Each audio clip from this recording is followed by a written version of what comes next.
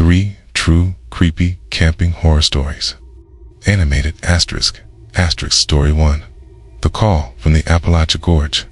Thanksgiving had passed, and the early winter chill was beginning to tighten its grip on the Appalachian Mountains of West Virginia, where ancient hemlock and pine trees formed a cold, gray-green canopy. Software engineer Elias Vance, 35, driven by a deep longing to escape the digital noise of the city, started to undertake his final solo camping trip of the year in the Monongahela National Forest. This area was known for its wild, rugged trails and a history rich in folklore concerning lost hunters and mountain curses. Elias always sought absolute stillness, and the Blackwater Gorge, a deep, cavernous tier cutting through Monongahela's great cliffs, was where he believed no one else would venture at this transitional time of year. He had spent the week poring over topographical maps, searching for a campsite devoid of any human sign. He finally settled on a small, flat patch of earth, tucked beside a stream of melting snowmelt more than 5 miles off any official trail road, near Spruce Knob Lake. The first 3 days passed in almost surreal tranquility. The solitude here wasn't sadness. It was a thick, enveloping layer of armor. He spent his time by the lake, fly fishing for trout, and savoring the feeling of freedom that came with having the entire wild forest to himself. His brand new green Hilleberg tent, a lonely fortress against the encroaching cold, was the epicenter of this small world. Elias's peace of mind was absolute. He was an anonymous element in the grand canvas of nature, until the morning of the 4th, fateful day. The first rays of sun on the 4th day pierced the canopy, forming faint, yellow streaks of light on the damp ground. Elias had just stepped out of his tent, a hot mug of coffee in his hand, when he instantly saw that something was terribly wrong. His eyes fell upon the marks on the moist swill surrounding his campsite. They were the distinct imprints of heavy, wide-soled boots with deep treads. They were not his. Elias wore light hiking boots with thin soles. The chilling horror was that they were right next to the tent door, some tracks leading directly up to the entrance, as if the person had stood still, staring intently at the thin nylon barrier separating them from him. These footprints had definitely not been there the night before when Elias went to sleep. He had meticulously cleared the area around his tent. A cold, sinister feeling, far exceeding the usual fear of wildlife or bandits, crept into his mind. Someone had stood right in front of him while he slept, silently, heavily, like a phantom wearing iron boots. The stillness of the forest now felt like the silence of a deliberate stalk. Elias stood motionless, the coffee in his mug growing cold. Anxiety peaked. Elias spent the entire morning walking along the stream and the cliff edge, searching for any other signs, cigarette butt, a torn piece of cloth, another campsite, the sound of an axe butt. Found nothing. The boot prints, hauntingly, had no clear tracks leading to them or away from them. They seemed to have materialized from thin air, circled his tent a few times, and then vanished. What terrified him was not the presence of another person, but the fact that they appeared in the middle of the night, lurked around a clearly occupied camp, and then disappeared without leaving any further evidence. It felt more like a personal violation than a random encounter. Maybe it was a lost hunter, he tried to reassure himself, or a park ranger who didn't want to disturb me. But the explanation failed to soothe the dread, instead making it sharper. No hunter or ranger would behave that way. As night fell, the darkness felt different this time. It wasn't a comforting blanket, but a dense, ink-colored wall that enclosed and isolated him. Elias tried to keep busy all day, but the silence now felt heavy. He built a larger fire than usual, trying to create a barrier of light. He retreated into his camping chair, half awake and half dazed by the residual warmth of the coals, his eyes fixed on the boundary between light and shadow. And then it came. A voice whispered, echoing from the thick darkness of the pine forest. The voice was faint, as if carried by the wind. Yet, it was not the wind. Elias. He jumped up, his heart pounding so fiercely he thought it might tear through his chest. His eyes wide open, he stared in every direction. Nothing, only the faint sound of the wind rustling through the hemlocks. He wondered if it was just a hallucination caused by his half-asleep state. Sound generated by strained nerves. He called out, his voice trembling. Hello? Who's there? Only his own echo returned, weak and solitary, immediately swallowed by the gorgeous silence. He sat there for nearly an hour, fully awake, desperately trying to rationalize the incident. He began to feel his eyelids growing heavy again, the weight of fear and sleep deprivation pressing down. Just as he was about to drift off once more, it happened again. The voice, clearer this time, sounded like it was pleading for help. Its tone held a strange familiarity, like a lost relative. Elias, come here. Please help me. It was a deep, unfamiliar male voice, sounding mature and desperate, but the way it spoke his name, it knew his name. Elias Vance. Not Hey You or Camper. It knew the name that only a few of his closest people used. Sheer terror erupted within him, sweeping away all logic. How could a stranger in the middle of this secluded forest, miles from any cell signal, know his name? He hadn't spoken to anyone in days. The voice called out again, seeming closer now, as if the entity had taken a few steps toward the firelight. Elias stood up straight, staring into the forest line where the flickering firelight was consumed by the night. He called back, his voice shaking. Who are you? What do you want? I have a gun. A weak lie slipped out of his mouth. After an eternally long silence, the answer was not a question or an explanation. It was the fourth call, a hauntingly repulsive and seductive utterance, carrying an unnaturally soft cadence. Elias. The voice this time sounded like a sweet, deadly lure, as if trying to draw him into the featureless darkness.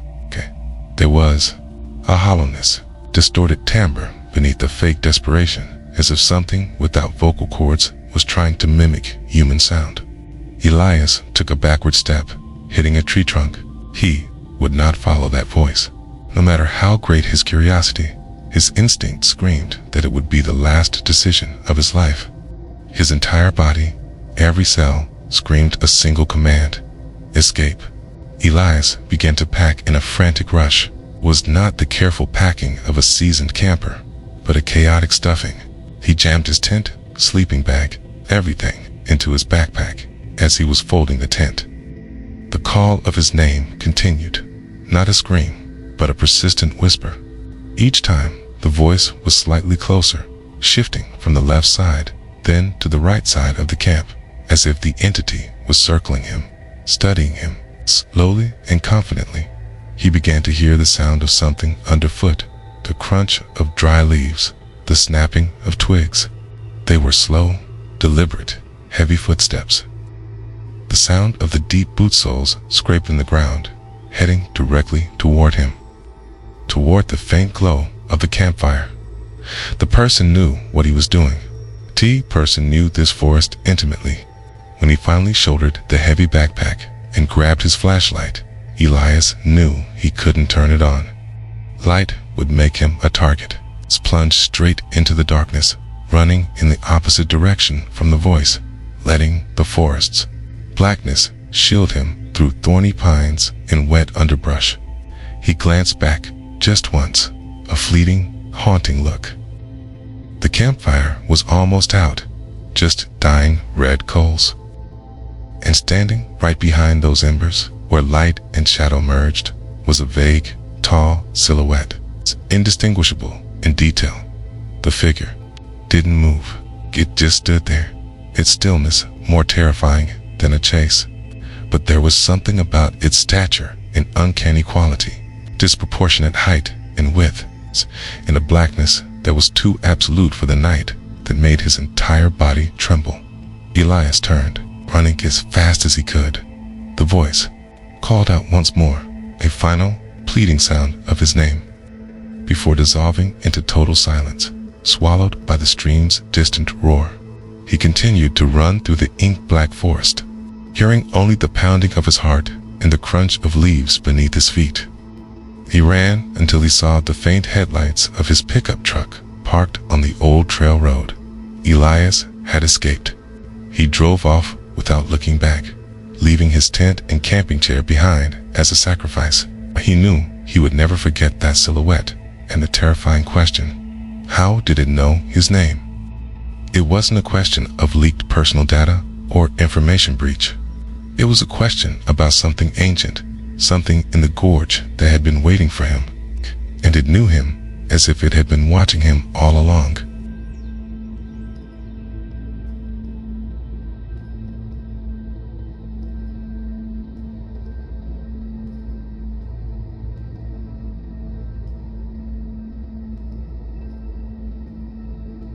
Story 2.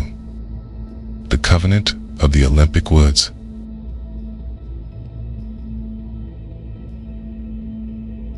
Young teacher, Sarah Miller, 30, had just moved to Seattle, Washington, fueled by a burning desire to experience the mysterious Pacific Northwest. She was captivated by photographs of the whole rainforest within Olympic National Park, a landmark famous for its ancient big-leaf maples and Sitka spruces draped in thick, velvety moss, so dense that sunlight struggled to penetrate. This place was the embodiment of the wild, not just damp, but possessed of an almost absolute isolation, an ecosystem that had existed independently for millennia at a community art class in West Seattle. Cyril befriended Jasper Thorne, 32. Jasper was charming, articulate, and maintained a friendly smile. Yet there was something elusive in his dark brown easy remoteness, as if his mind was somewhere else, frozen in some undefined moment. He quickly convinced Sarah to take a weekend exploratory camping trip. Sarah, feeling lonely in a new city and slightly excited by the invitation to explore the mysterious land, agreed. She saw in Jasper an intriguing companion. On Friday, they drove 3 hours to the park entrance. The deeper they went into the hole, the thicker the air became, carrying the scent of rotting moss, damp earth, and a strangely pungent odor like rusted metal or dried blood. When they set up camp in a secluded area far from the main campground, Sarah immediately noticed a change in Jasper. In the office, he was open, always telling interesting stories.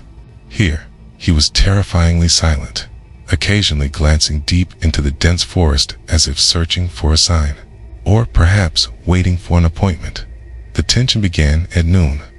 After a hasty lunch, where he barely finished half a sandwich, Jasper abruptly stood up.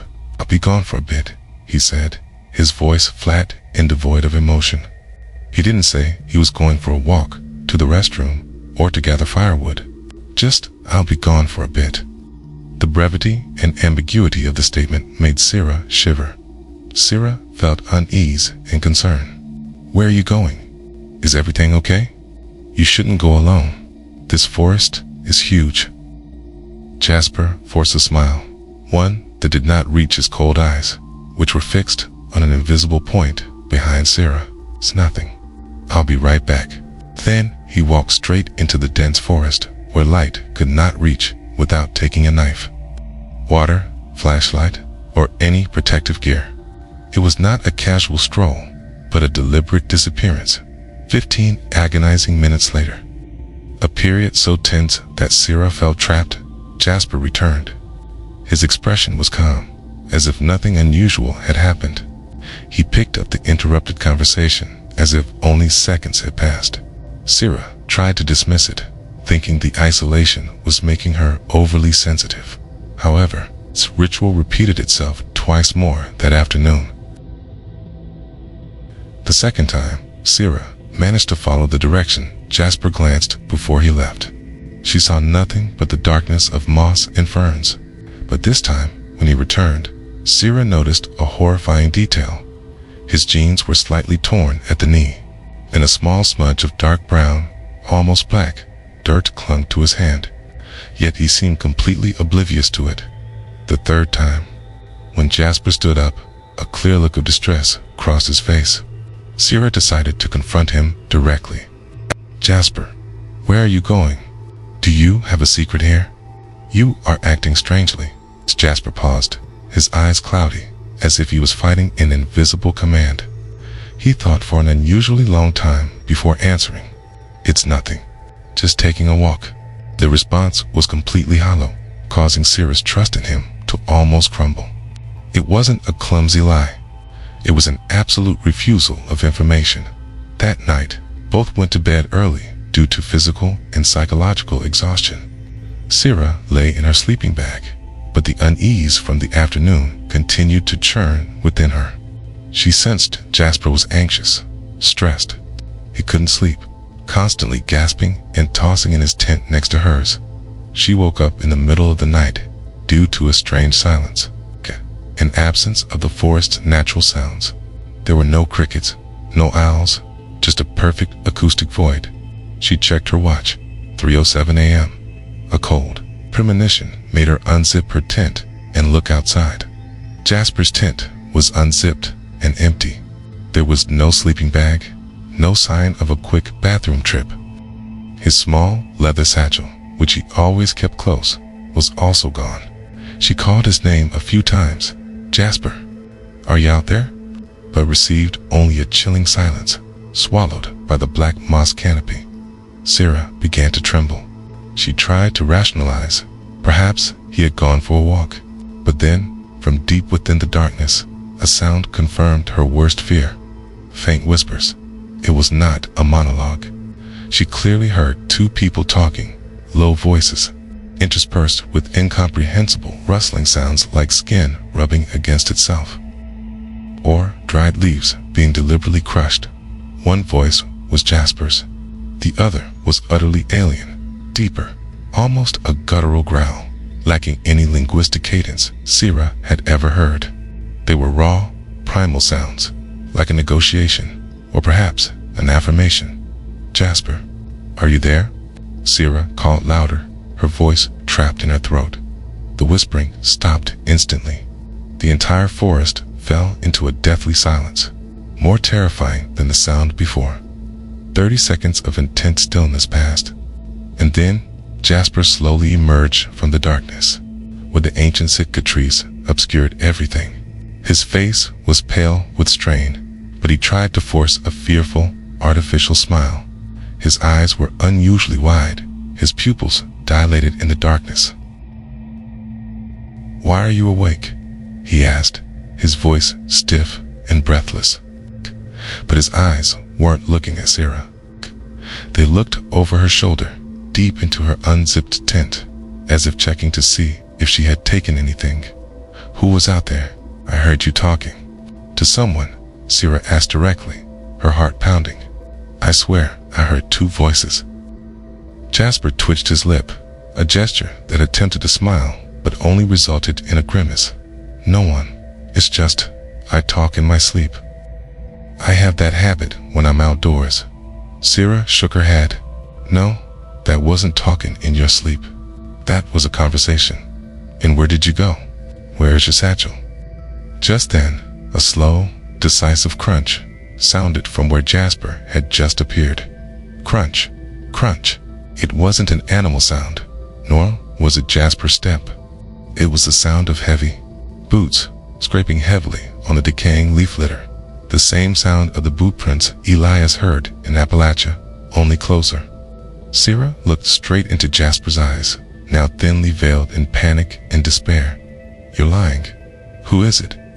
Jasper only shook his head, a silent denial, but his eyes reflected an unconcealable horror. He wasn't afraid of her knowing. He was afraid of the thing approaching, knowing he had been exposed. As the footsteps drew nearer, a tall, dark silhouette began to take shape among the hemlocks. There was no campfire large enough to dispel it. It was a block of absolute blackness, seemingly taller than Jasper, and it held an unnatural, almost projected proportion of darkness. It was a moment of profound terror, the tension escalating beyond endurance, as both Sierra and Jasper stood staring at the approaching shadow. Adrenaline surged. Sierra needed no further explanation. She knew Jasper hadn't just invited her camping. He had led her here. He had made a deal with something. Okay, now the price was due. She bolted from the campsite, leaving all her gear behind, running wildly toward the trail road. She didn't know how far she was running, only aiming for the faint light of her parked car. In the midst of her flight, she heard Jasper call her name, a desperate shout, not an invitation, but a warning. Then she heard the other voice, that low growl, rise up, clearer this time, sounding demanding, angry. She heard a loud thud, like a body hitting the forest floor, followed by Jasper's choked cry of pain. She never dared to look back. She ran until her lungs felt like they would explode, fleeing toward the light of civilization, escaping the terrifying covenant Jasper had sealed with the woods. When Sierra finally reached her car, she didn't lock the doors or check the rearview mirror. She sped away, leaving the whole rainforest behind in a deathly silence. Weeks later, police found the abandoned campsite. Sierra's tent was still there, but Jasper Thorne's tent and all his belongings had vanished without a trace. There were no signs of a struggle, no blood, nothing but a small, torn piece of Jasper's leather satchel, tied tightly to a hemlock branch.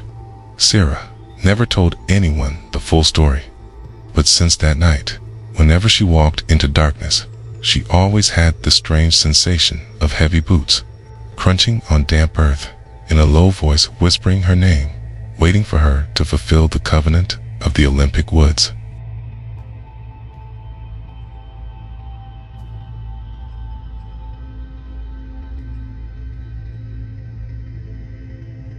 Story 3. The Stalkers grinned at Zion. Adriana Vasquez, a 30-year-old graphic designer from Chicago, decided to reward herself after an intense 18-month project with a week-long respite at Zion National Park, Utah.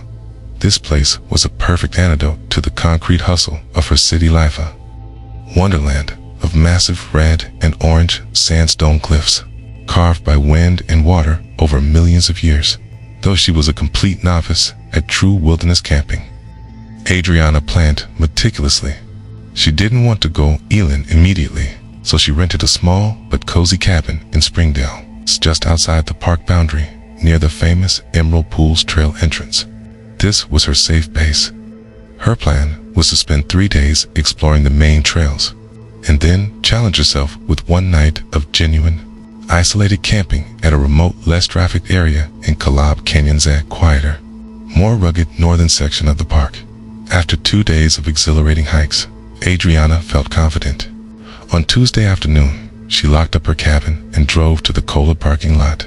Slinging her pack onto her shoulders, she hiked up the small, steep trail leading to her reserved campsite, Anina's flat patch of ground on a mesa overlooking the deep canyon below.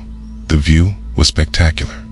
Adriana felt a sense of pure, unadulterated joy as the last rays of afternoon sun illuminated the cliffs, setting them ablaze in hues of red and gold. She began setting up her tent, meticulously following the printed step-by-step instructions she had taped inside her backpack lid. She was precise with every stake and guy line, as she was struggling to tie the final rainfly over the frame. The dry crunch of footsteps on the gravel sounded behind her. Adriana turned around. A man stood about 10 meters away, where the trail opened onto the clearing. He was tall, lean, but wiry, with messy, dark hair and an angular face. He looked to be in his mid-20s. He raised a hand in a wave, a seemingly friendly gesture. But when he smiled, a shiver of dread ran down Adriana's spine. It was a wide, open smile, perfectly exposing his white teeth. Yet the rest of his face was utterly immobile. His eyes, forehead, even his cheeks didn't move an inch. His face was a cold, almost blank mask, with only his mouth stretched into that unnatural grin. The smile wasn't joy. It was an exposure. It warped his face into an unnatural object, carrying a look of intense, almost unnerving curiosity. Asterisk, hello, he said, his voice deep and flat, as if refusing all warmth. I'm the camper over at B10. What a coincidence. Adriana felt a slight tremor, but forced a calm facade. Oh, hi, I'm Adriana. My first time camping out here. The man said nothing more, just continued to stare at her with that static smile. It lingered too long, too deliberately. Finally, he turned and began walking toward site B10, which was situated about 30 meters away, through a clump of juniper bushes. As Adriana resumed her work, she noticed the next oddity. Site B10 was on a lower, completely exposed patch of rock. There were none of the typical supplies a serious hiker would need. No large backpack, no bear canister, no portable stove. He had only a small crossbody bag and a thin, almost transparent, green mesh tent. This was not a tent for protection against the desert's night cold. It looked more like a bug screen. Don't Adriana watched him. He quickly tied the mesh tent to 4 small stakes, then retreated. He carried no sleeping bag or pad. He simply crawled inside the bare mesh tent, turned his body to face Adriana's tent, and sat down. Then he began to stare. The feeling of being watched became palpable and undeniable. Adriana tried to distract herself by gathering kindling near the old fire pit, but she knew every time she bent down, he was looking. She knew every time she glanced up, he would meet her gaze. The cold, blank smile was gone. His face was now a mask of intense concentration, almost like hunger. The setting sun brought a chilling coldness, and the darkness descended rapidly into the canyon. The thought of sitting alone by a fire, with her back to this peculiar man only a few dozen meters away, and having to endure an entire night in her tent, escalated Adriana's anxiety into acute terror. She recalled a friend's advice. If your gut says something is wrong, listen to it. Gear is replaceable. Life isn't. It's not worth it, she murmured, her heart hammering against her ribs. Her warm cabin in Springdale wasn't far, just about a 2-hour hike back to her car. She could make it before total darkness set in. Adriana began tearing down her camp in a panic. She simply stuffed the tent and supplies into her backpack, abandoning all pretense of neatness immediately. His light flashed. The man's small flashlight suddenly flickered on, not to work, but to shine directly onto Adriana's tent. He had stood up. The flimsy mesh tent was abandoned behind him. He stood beside it, his face stern and almost annoyed, as if she were ruining an important schedule. This change in demeanor was the clearest evidence. He wasn't a fellow hiker. He was a hunter whose prey was escaping. Adriana shoved the last dew-damp piece of tint into a backpack and swung it onto her shoulders. She didn't bother to zip it up fully. She didn't utter a word. She began walking fast, not running, but at double speed, toward the trail. The first 5 minutes passed in tense silence. She kept looking over her shoulder. Then, as she rounded a narrow bend by the cliff face, a sudden icy feeling compelled her to look back one last time. He was following, at a distance, weaving through the darkening ponderosa pines. She saw his silhouette rapidly gaining on her. He had abandoned everything tan, small bag, everything, just to follow her. He carried no backpack, no flashlight, just a moving block of shadow, advancing with an inexplicable precision in the twilight. The sheer terror turned into a surge of brutal adrenaline. Adriana started to run. The trail was steep and rocky, her hiking boots sliding on the loose scree. She ran so fast that branches whipped her face, but she didn't stop. The last light had dipped below the cliffs, and the canyon's night was swallowing everything. She wasn't running toward her cabin. She was running toward her car. The car was her immediate escape. As she ran, she began to hear a new sound from behind her.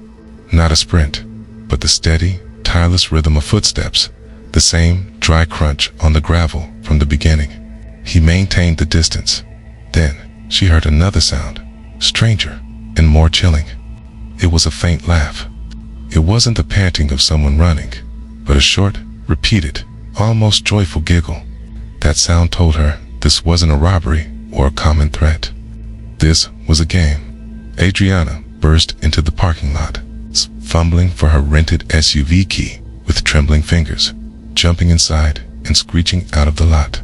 She dared not look in the rearview mirror, but she didn't need to. The feeling of being stalked was still there, like an invisible cord being stretched taut. She drove for over an hour back to Springdale, feeling marginally safer in her cabin. She parked in the dark and bolted inside. Locked the door, bolted deadlocks, pulled the curtains shut, leaving no gap uncovered. She tried to steady herself, poured a glass of water, and forced herself to call the park police immediately. She kept her eyes glued to the rear window, looking out into the pitch-black woods, where only the ghostly shadows of the mountains remained. She stood there, shaking, holding the phone, trying to organize the words to recount this insane story. And then, it happened. A sudden, violent knock erupted from the front door. It wasn't a knock. It was a hard, rapid, continuous pounding against the thick wooden door, making the entire cabin shudder. The sound was too violent and too immediate, as if he had been there all along. Just outside, waiting. In a panic, Adriana yelled into the phone, describing her location and the situation. The moment she started speaking to the dispatcher, the pounding stopped as abruptly as it began. A terrifying silence descended.